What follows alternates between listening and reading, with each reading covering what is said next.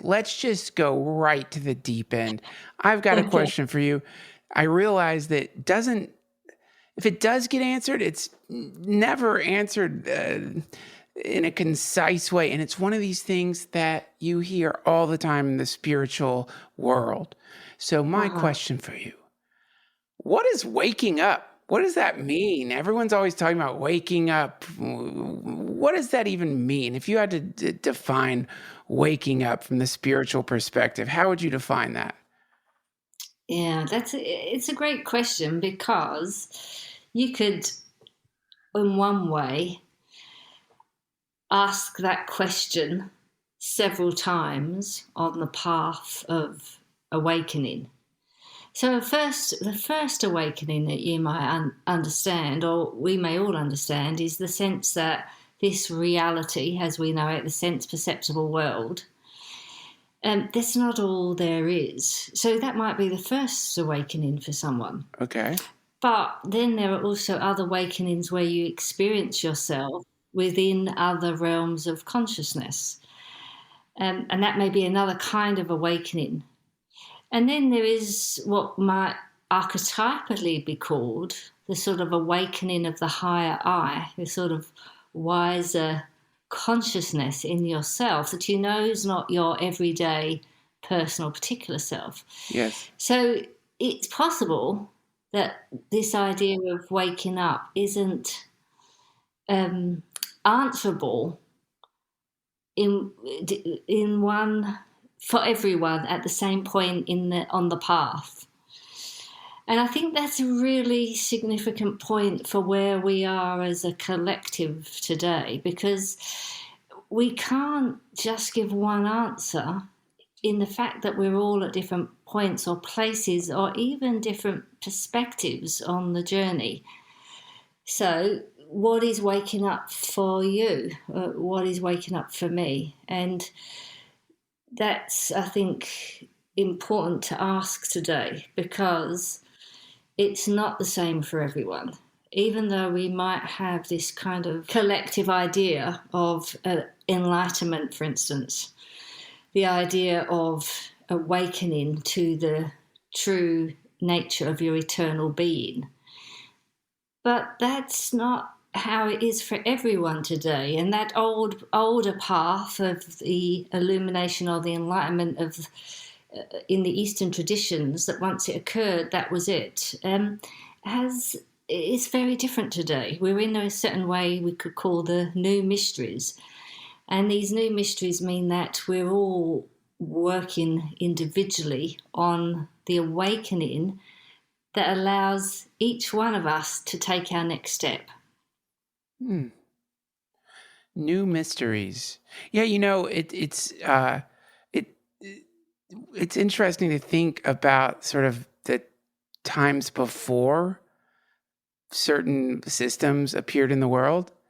You know that before Buddhism, there was Hinduism, and there were obviously all of the like thriving religions that we're aware of, and probably zillions that we will never ever know about, that were sort of the spinning rainbow Yeah. wheel, like on your computer, as the mind of so many people is trying to process what it means to exist as a human. And then it manifests as Buddhism, or it manifests as Hermeticism, or all of the different lineages and paths. So it's interesting for me to hear you say that could be happening right now, that we're actually doing that collectively. Is that what you mean? Like we're all sort of processing even more that could lead to some kind of, I don't know, a new thing, a new path, a new religion. Is that what you mean? I wouldn't call it necessarily a new religion because, in a certain sense, religion has this connotation of a sort of blind faith. And I think with the evolution of human consciousness, we're not really willing to do that in the same way anymore.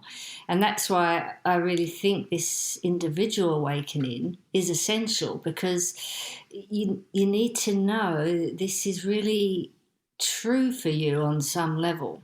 Now, of course, that's not necessarily that's easier said than done, because depends again where you are on the path of your own unfolding, how easy it is to accept that. But in a certain Right. way, we can see that everybody's trying to find a reality that is really true for them. And in a certain sense, you could say a meaning of life that is true for them. Mhm. Right. Well, yes. I mean, or just a truth that's true for them, right? Like just that alone, it seems like people uh, That's right. discovering some kind of stable reality that isn't uh, based on the like insane speed at which things are going right now, meaning that one thing seems true one day, the next day, oh no, actually they found out that's not true at all. And so it can create, I think, a lot of insecurity for people for so just sort of plugging into some kind of, I could see how just finding a truth, if uh, I think you could make a fairly good comparison between popular culture, addiction to popular culture, and the mode of perception it creates to like a frenetic sort of dream state, like a literal, when you've, I don't know, had too much coffee, but you managed to fall asleep and you have that crazy kind of dreaming. It's like that can be your waking life if you are adhering too much or plugging in too much to the, consensus reality, default reality. Yeah. So I guess, Yeah, yeah, absolutely. I think we would say people are restless because we are constantly stimulated by a restless world. right. But, I think that's why a lot of people are turning towards practice, meditation, and so forth, to find that center which is at rest, that is at peace. And in a certain sense, it's becoming almost like a necessity to manage this world, which on one hand is anesthetizing because we forget who we are and why we're here, and on the other hand creates an overstimulation, which almost sound like contradictions to each other. But yeah, it is quite something to navigate the times that we're living in. It really is. Uh, the, in the like desert religions, you get this. God's pissed a lot of the time, and one of the things you want to piss God off, idolatry. Like worshiping false idols, and literalism is annoying, but it's like at least in the old days, if you were going to worship some golden cow, theoretically, like you had the cow. There was a place you went with a golden cow. You knew it. Like there's no mystery about it. You're worshiping this thing, whatever. But these days, Right. it would be easy to think you're not engaged in idolatry. It would be easy to think you're a modern person. When Yeah. you're bowing down in this bizarre Yeah. modern temple to these like ideas that are not very alive and certainly not sustainable. So that's a to me, Yeah. and yet simultaneously while all this is going on, there is something else, something else happening, something to me that if you've become hyper addicted to this stuff, Yeah. which I have, when you start making contact with it, it's astounding, even though it's maybe the most normal thing there is. It's astounding. That's why I asked you about waking up, because I'm curious how I know you mentioned these phases Yeah. of waking up. I'm just curious from your own experience, how dramatic can this wake up be? Like how much can we wake up from this strange, illusionary, confusing temple where we're all sort of bowing down to a kind of, I don't know, chameleon like, ever changing, hypnotic, uh, um, hypnotic phantom? Yeah. Well, I mean, it is interesting that it's almost dumbfounding what we do with our time and energy, what we call life in a way. And certainly that expression arises from a certain awakening that can happen. And so it's, these new mysteries which really are connected to the heart. In a sense that you could say the heart is the new mystery temple. But as we work into that place in our own being, we have to ask ourselves, what is the questions of life that are most closely connected to you? Because that tells you something about the responses you'll get from the mystery itself. Wow.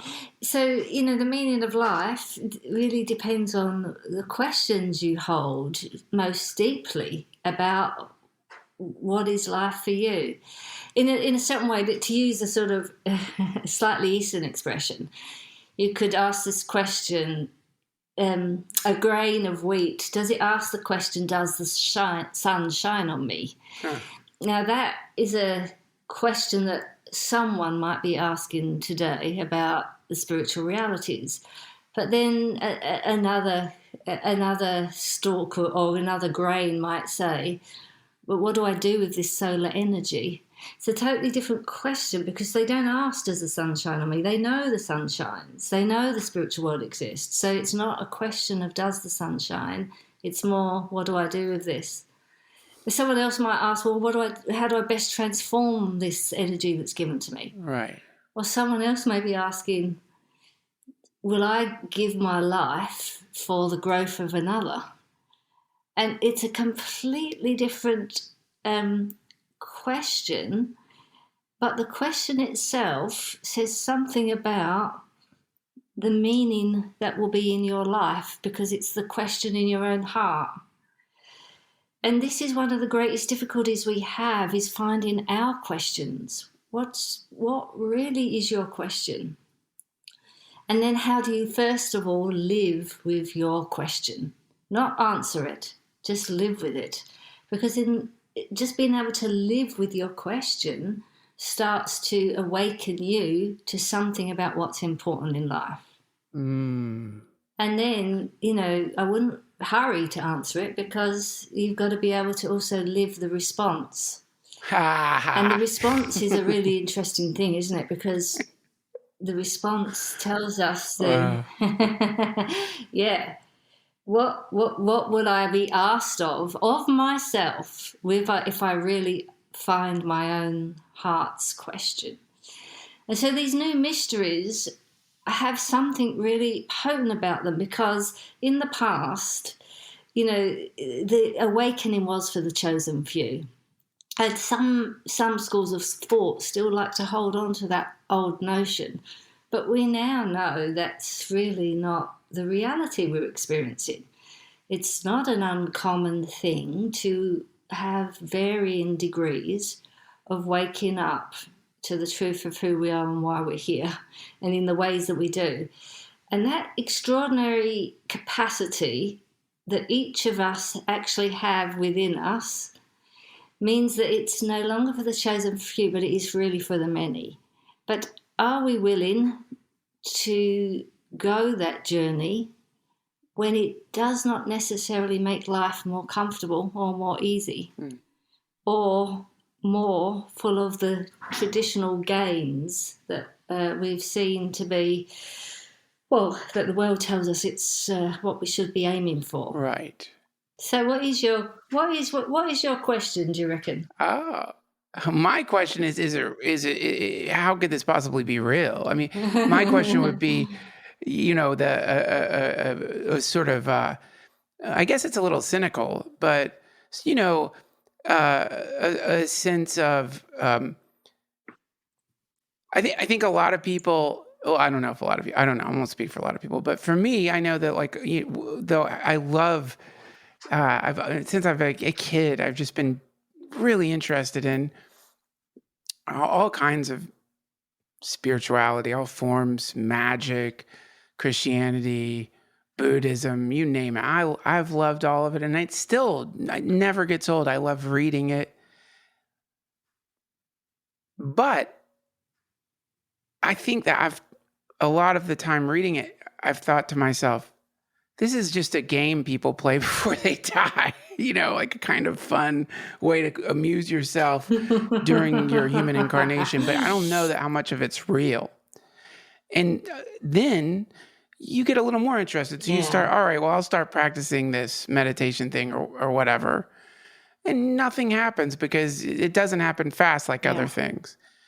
But then maybe you brush shoulders with something and you realize, wait a minute, it's real, and it's astounding. That's astounding.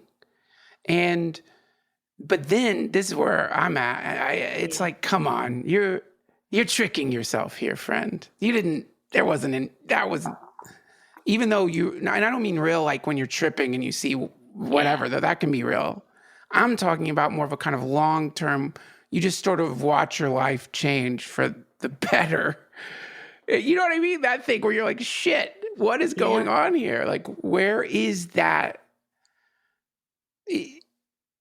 Could this possibly actually be progress? Or am I fooling myself? That would be my question. And then, aspects of it I don't even want to publicly talk about necessarily, but just things where you're like, come on, that is incredible, but come on. So I feel it's not like me, but I feel quite reserved and like giving all the details about it. But I think you grok what I'm saying. Yeah, absolutely. And what you're saying is incredibly common because those first encounters with what is real, because of the nature of it throws up a kind of doubt. And it's interesting because a lot of the time when I'm working with people on meditation and inner development, many things that they have as experiences, they don't recognize to be a part of the path, but are actually signposts of progress. So one of the things that often people encounter on the path of their own development is they realize, in a way, how little love lives in me. And that recognition is actually so painful to bear, but it's actually because something in you is now able to perceive that there has been a change in your capacity. Now, it can be daunting to experience that, but it is also a sign that true meditation is taking place. Because we see, for instance, how we love to overestimate ourselves and put others down and see ourselves as great and grand. And as you perceive all those things, it's really not easy. But that's actually a sign of having a different orientation in yourself. Right. If you're unable to perceive all that, then perhaps you haven't yet started on those steps. So experiencing doubt, experiencing even, interestingly enough, experiencing a depth of fear that leads to a kind of atheism is also a part of a spiritual experience. Wow. And yet, so That's cool. Because we're getting this idea that a spiritual experience will all be about bliss and wonder, we miss so many of the signposts that progress itself is taking place.